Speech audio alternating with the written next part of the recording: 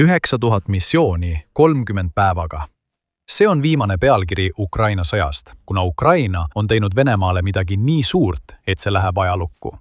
Venemaa on põlvili. Ukraina maismaadroonid on Venemaa sinna surunud. Ukrainal on nüüd armee elutuid relvi, mis lasevad Venemaal verest tühjaks ja saavad võtmeteguriks võidus Putini üha nõrgenevate vägede üle. Robotite pealetung on tõeline. Putin seisab silmitsi päriselus masinate tõusuga. Märts on olnud Ukrainale maapealsete robotite rindel tohutu kuu, sest on purustatud kõik varasemad rekordid selle innovaatilise tehnoloogia kasutamisel sõjas Venemaaga. Ainuüksi möödunud kuu jooksul on Ukraina käivitanud üle 9000 missiooni, kasutades oma maapealseid roboteid, mis näitab, et need robotid on muutumas Ukraina sõjaväe põhiosaks ning et nad täidavad edukalt kõik neile seatud ülesanded. See edu ongi suur põhjus, miks me näeme praegu rekordilisi operatsiooninäitajaid. Ukraina kaitseministeerium toob selle fakti esile diagrammis, kus näidatakse, kui palju on Ukraina sõltuvus oma maapealsetest robotitest, tuntud ka kui mehitamata maismaasõidukid ehk UGV-d, vaid 5 kuuga kasvanud. 2025 aasta novembris viisid need UGV-d läbi umbes 2900 missiooni. See on juba iseenesest muljetavaldav number, mis näitab peaaegu 100 missiooni täitmist päevas. Aga see oli alles varajane märk sellest tohutust UGV-de laineist, mille Ukraina valmistus sõjas valla päästma. Detsembriks oli kuus täidetud maismaa robotite missioonide arv peaaegu kahekordistunud, kuna Ukraina UGV-d täitsid üle 5200 ülesande. Jaanuaris lisandus igakuisele UGV-de koguarvule üle 2000 missiooni. Ja kuigi veebruaris oli suhteline vaibumine, kuna UGV missioonide kasv oli vaid 400 kokku, üle 7900, on märtsis Ukraina taas oma UGV-de kasutamist hüppeliselt suurendanud. 9000 missiooni 1 kuuga. See tähendab üle 290 maismaa operatsiooni UGV-dega iga päev. Siin hakkab ilmnema teatud muster. Kuna Ukraina seisab rindel silmitsi mitmete väljakutsetega, sealhulgas tööjõupuudusega, mida me hiljem lähemalt uurime, on ta toetunud peamisele asjale, mis on aidanud tal püsida konkurentsis sõjas, mille ta oleks pidanud juba aastaid tagasi kaotama. Tehnoloogia on sageli olnud Ukraina päästja ning tema teadmised drooni- ja robootikatehnoloogias tõusevad esile. 2026 aastal, mis näib nüüd olevat sõjapöördepunkt. Robotid on tõusuteel. Ukraina toob esile mitte ainult UGV-de poolt täidetavate missioonide arvu, vaid ka nende üksuste arvu, kes neid roboteid nüüd aktiivselt kasutavad. Euromaidan Press juhib sellele tähelepanu oma raportis Ukraina viimase saavutuse kohta, märkides, et koos UGV-de operatsioonide arvu kasvuga on järsult suurenenud ka UGV-sid kasutavate Ukraina üksuste arv. 2025 aasta novembris kasutasid maapealseid roboteid vaid 67 Ukraina sõjaväeüksust. Tänaseks kasutab maapealseid roboteid juba 167 Ukraina üksust. Nende seas on üksused, mida Kaitseministeerium on esile tõstnud kui parimaid. Esimene eraldi meditsiinipataljon kasutab UGV-sid väga aktiivselt, kui uurime Ukraina maapealsete robotite hämmastavat arengut. Siiski leiavad UGV-d kasutust ka Ukraina ründeüksustes, sest 3. eraldi ründebrigaad ja 92. eraldi ründebrigaad on samuti silmapaistvad üksused, mida Ukraina kaitseministeerium on nimeliselt esile tõstnud. Ukraina lisab, et ka 3. operatiivbrigaad ja 95. eraldi õhudessantpolitseibrigaad on UGV-sid suurepäraselt kasutanud. See on suur hulk üksusi, millest igaüks täidab erinevaid ülesandeid. Ja see näitab meile, et maismaadroonide tehnoloogias on toimunud selge nihe, mis on muutnud UGV-d Ukraina arsenali ühtedeks kõige mitmekülgsemateks vahenditeks. Maapealsed robotid ei ole mingi täiesti uus tehnoloogia, mis oleks alles hiljuti Ukrainasse jõudnud. Nagu sageli juhtub, on see, mis näib üleöö saavutatud eduloona, tegelikult aastatepikkuse töö tulemus, mis on aidanud kaasa tehnoloogia arengule, mis nüüd hakkab näitama oma tõelist potentsiaali. Varased maapealsed robotid, mida Ukrainas kasutati, olid üsna algelised võrreldes sellega, mida me täna lahinguväljal näeme. See ei tähenda, et need poleks olnud kasulikud. 2025 aasta novembris, mis pole juhuslikult ka Ukraina kaitseministeeriumi andmete alguspunkt, kasutati UGV-sid kogu rindejoonel varustusmasinatena, kuna Vene mehitamata õhusõidukid tegid Ukraina vägedele ja traditsioonilistele sõidukitele varustuse transportimise ilma sihtmärgiks sattumata äärmiselt keeruliseks. Väikesed UGV-d, mida on lihtne maskeerida ja raske märgata, hakkasid tuntust koguma. Need suutsid viia toitu ja laskemoonad tagalast rindele, nagu nad on teinud ka lahingupiirkondades nagu Pokrovsk, kus sellised varud tähendavad sageli elu ja surma vahet. Tol ajal ütles BBC, et Pokrovski lahing jääb tõenäoliselt ajalukku esimese lahinguna, kus massiliselt kasutati UGV-sid nii logistiliseks toeks kui ka vahendina, millega Ukraina sai evakueerida haavatud sõdureid. Tegelikult jõudis novembriks umbes 90% kõigist Pokrovski rindevägedeni viidavatest varudest kohale maapealsete robotite abil, teatas BBC. Üks UGV-dest, mida väljaanne oma artiklis esile tõi, kandis nime Termit ja selle kandevõime on umbes 200 kilogrammi ehk 440 naela. Kaubikust maha laadituna saab seda kaugjuhitavalt sihtkohta juhtida operaator, kes asub mitme miili kaugusel. See protsess toob esile selle, mis teeb UGV-d Ukrainale nii hindamatuks. Need vähendavad riski, kuid suudavad teha palju enamatki. Mainisime hetk tagasi evakuatsioone. Pokrovski lahing võis olla eeskujuks UGV-de kasutamisele haavatud sõdurite toimetamiseks tulipunktidest ka tänases Ukrainas. 7. aprillil teatas United24 meedia, et Ukraina suutis vaid 24 tunni jooksul oma maismaa robotitega läbi viia 6 evakuatsiooni. Need robotid ei ole keerulised, vähemalt välimuse ja funktsioonide poolest. Need näevad välja nagu kanderaamid ratastel, sageli varrastega, mis võimaldavad vigastatud sõduri peale laadida. Nad suudavad läbida suuri vahemaid palju kiiremini kui inimene, kes üritab haavatud sõdurit lahinguväljalt ära kanda.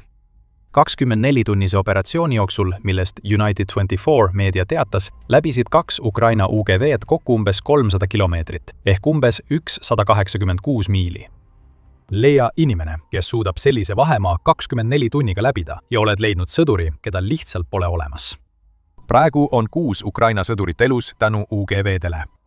Samuti on Vene sõdureid, kes on surnud Ukraina maismaarobotite tehnoloogia tõttu. Kuna see tehnoloogia on arenenud, on Ukraina hakanud kasutama UGV-sid lisaks logistikale ja evakuatsioonile ka muudel eesmärkidel. Kunagi ohutud sõidukid muudetakse nüüd surmavateks ründerelvadeks. Ja just sellises kasutuses muutub olukord Venemaa jaoks tõeliselt tõsiseks. Aga enne kui me sellesse süveneme, vaatate te saadet The Military Show. Kui sa pole veel kanalit tellinud, siis nüüd on ideaalne aeg seda teha, et sa jääks ilma ühestki meie videost. 2026 aastal on Ukraina alustanud ulatuslikku kampaaniat relvastatud mehitamata maismaasõidukite kasutuselevõtuks. Ja need tapjarobotid annavad Venemaa vägedele tunduvalt käegakatsutavama ja laastavama löögi kui need robotid, mida Ukraina kasutab logistika ja evakuatsiooni jaoks. Ukraina innovatsioonivõime ja oskus kasutada kõike, mis käepärast surmavate relvade loomiseks on siin eriti esile tõusnud. BBC teatel on Ukraina K2 brigaad, mis nende sõnul on esimene, kellel on spetsiaalne UGV-pataljon, hakanud paigaldama oma maismaarobotitele Kalašnikovi kuulipildujaid. Nagu märgib Oleksandr Afantsajev, kes juhib K2 brigaadi UGV-pataljoni, avasid nad tule lahinguväljal, kuhu jalaväelane kardaks ilmuda, kuid UGV on valmis oma olemasolu ohtu seadma. Kujutage ette, mida see tähendab nendele väikestele Vene sõdurite üksustele, keda Putin on saatnud Ukraina territooriumile imbuma.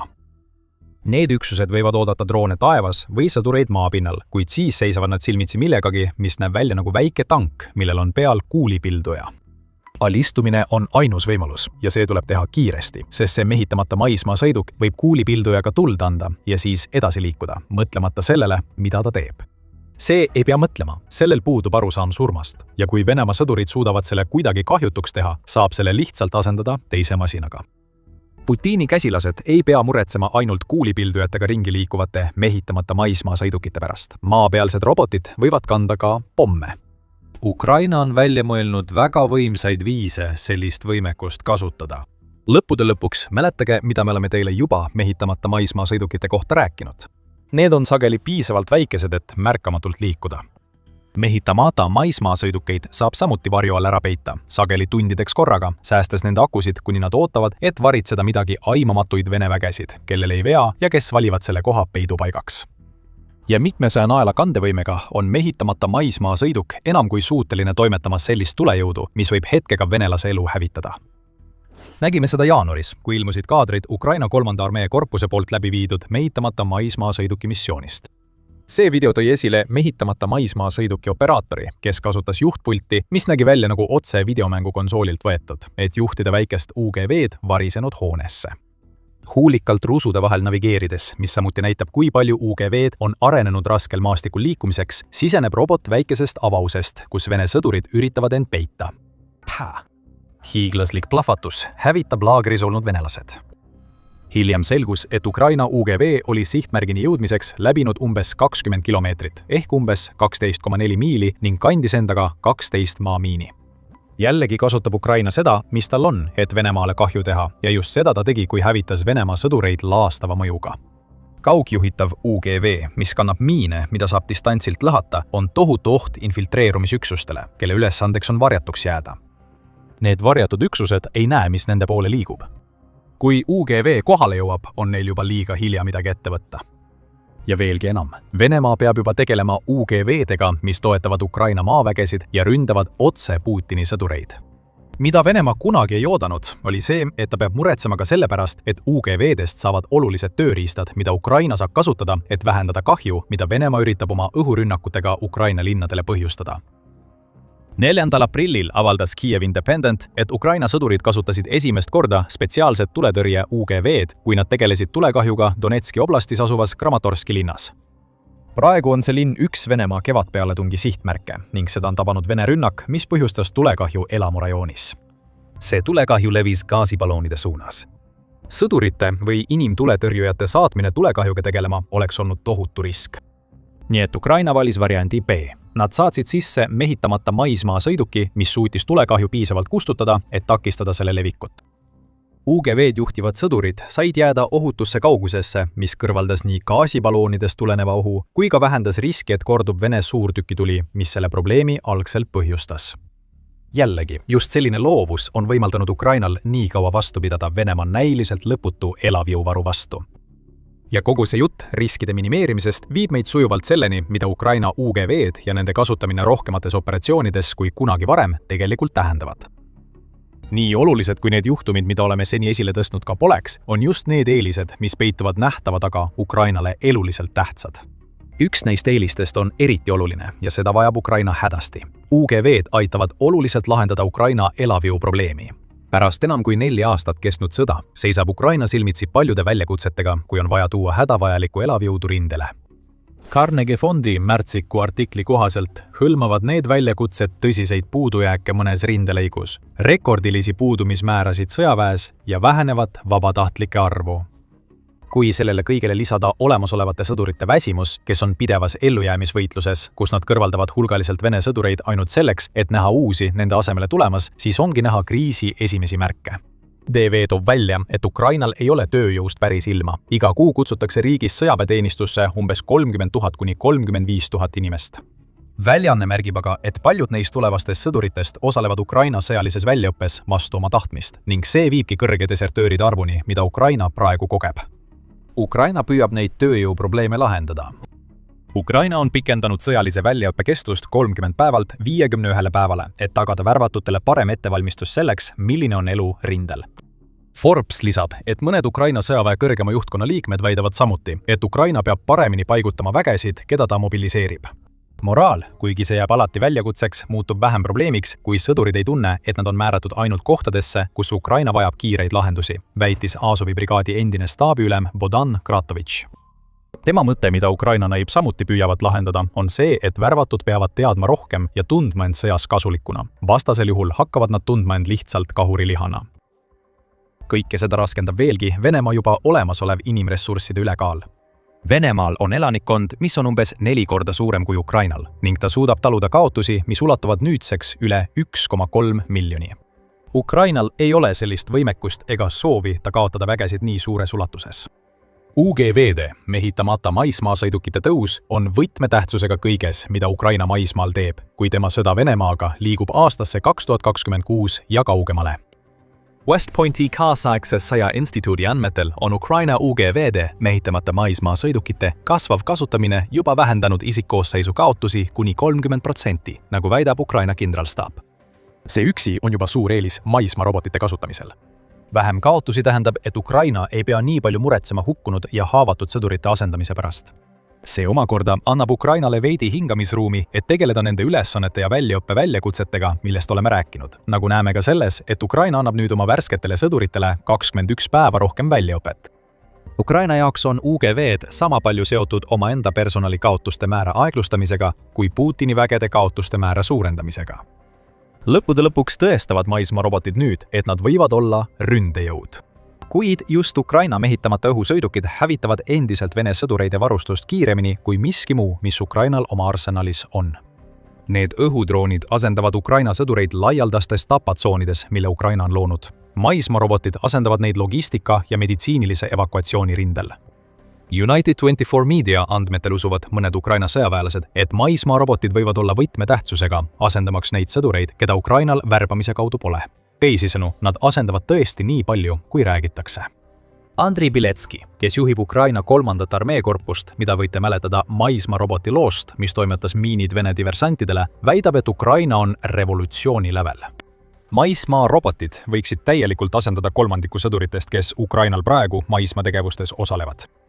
Kui see ennustus täide läheb, on see Ukraina jaoks tohutu saavutus.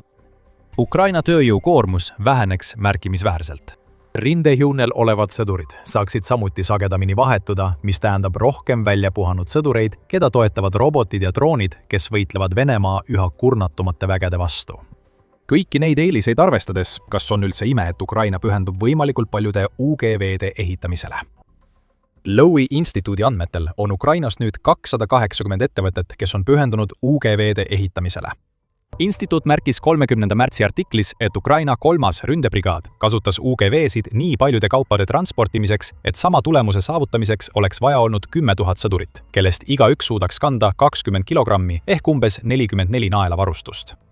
See on Ukrainale nii suur muutus, et investeerimine UGV-desse on pigem hädavajalik kui pelgalt lisavõimalus. Jamestowni fondi andmetel plaanib Ukraina nüüd toota ainuüksi 2026 aastal üle 20 000 UGV.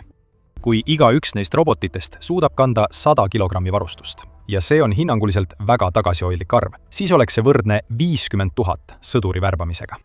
Robotid suudavad logistilises mõttes rohkem ära teha kui sõdurid.